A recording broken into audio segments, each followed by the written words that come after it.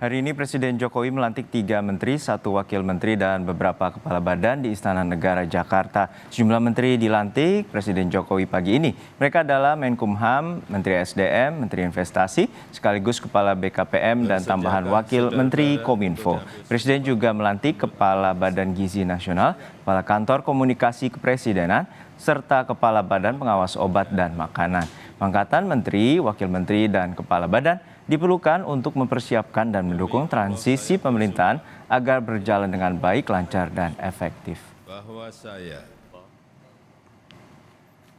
Supratman Andi Aktas dilantik Presiden Jokowi sebagai Menkumham yang baru menggantikan Yasona Lauli. Supratman merupakan anggota DPR tahun 2016-2024 dari Partai Gerindra.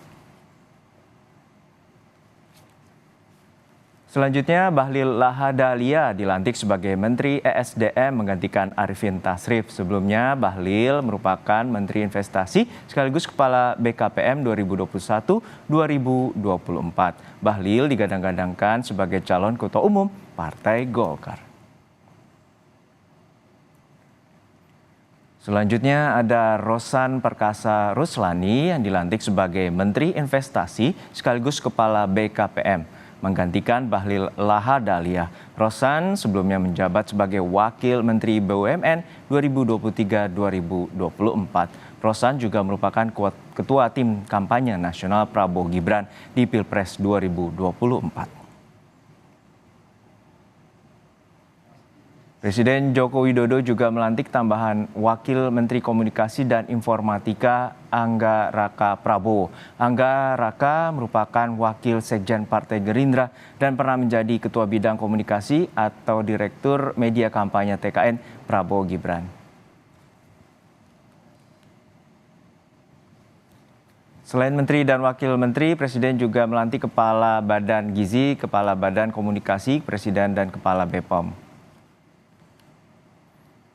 Taruna Ikrar, Kepala BPOM RI, riwayat atau karir Wakil Ketua Pengurus Besar IDI 2000 dan 2003, spesialis laboratorium spesialis di Departemen Anatomi dan Neurobiologi Universitas California.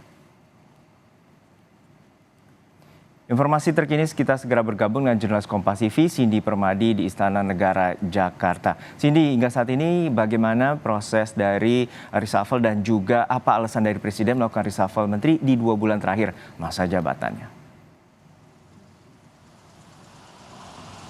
Iya Juno, kalau untuk pelantikan sudah selesai. Tapi kalau soal alasan yang kami cermati, setidaknya ada 3 alasan yang sangat terbuka kemungkinan menjadi dalih di balik reshuffle di 2 bulan terakhir menjelang berakhirnya masa pemerintahan Joko Widodo dan Ma'ruf Amin. Yang pertama adalah soal transisi dan sinkronisasi dari pemerintahan Jokowi Ma'ruf menuju ke Presiden terpilih, Wapres terpilih Prabowo Subianto dan Gibran Rakabuming Raka. Soal ini memang sudah dikonfirmasi langsung oleh Istana bahwa reshuffle dilakukan untuk percepatan transisi, juga diperkuat lagi oleh pernyataan dari Ketua Harian DPP Partai Gerindra pagi tadi yang menjawab bahwa dari hasil kajian bahwa memang dibutuhkan adanya penempatan orang-orang tertentu pada posisi-posisi tertentu untuk mempermudah atau mempermulus proses transisi. Tujuannya adalah agar ketika nanti setelah dilantik pada 20 Oktober 2024, Prabowo Subianto dan Gibran Rakabuming Raka, pemerintahannya bisa langsung berjalan karena sudah ada transisi yang dilakukan sejak 2 bulan atau bisa jadi 3 bulan sebelumnya. Mengingat bulan lalu juga dari reshuffle yang juga dilakukan oleh Presiden Joko Widodo dengan menempatkan 2 orang dekat Prabowo, yakni Thomas Jiwandono dan di posisi Wamenkyu dan juga Sudaryono di posisi Wamentan. Nah, kalau kita lihat soal transisi ini juga disampaikan juga oleh Menko Perekonomian Erlangga Hartarto bahwa kata kuncinya adalah soal keberlanjutan. Bagaimana menjaga keberlanjutan antara pemerintahan saat ini dan juga pemerintahan yang akan datang.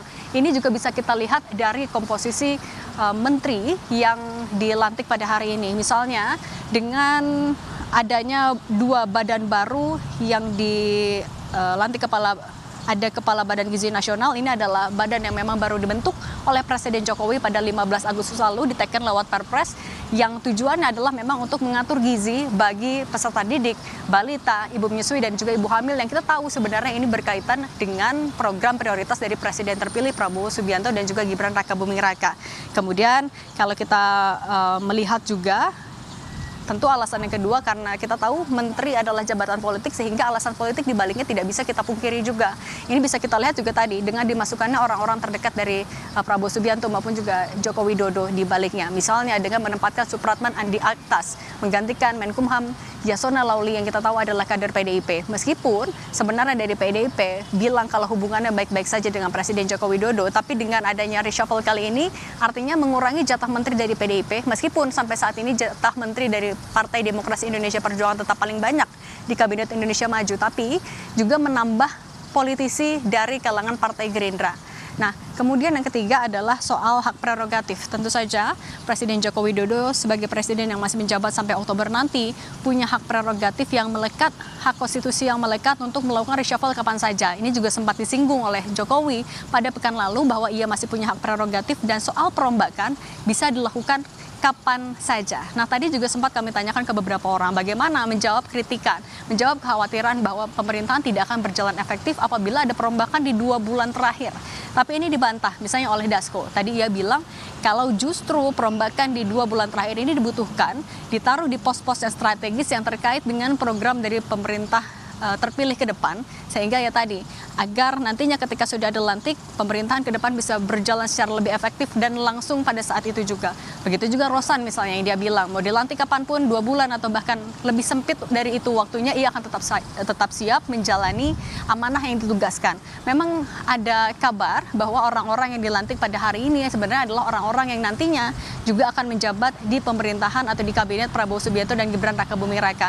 Memang tidak dijawab secara jelas, hanya dijawab bahwa ya itu nanti adalah hak prerogatif dari presiden terpilih. Tapi nanti kita akan sama-sama lihat apakah betul bahwa demi menjaga transisi ini orang-orang yang akan ditugaskan pada pemerintahan ke depan adalah orang-orang yang saat ini sudah mulai dilakukan atau dilantik sebagai menteri untuk mempermudah proses transisi menuju ke pemerintahan selanjutnya, Juno.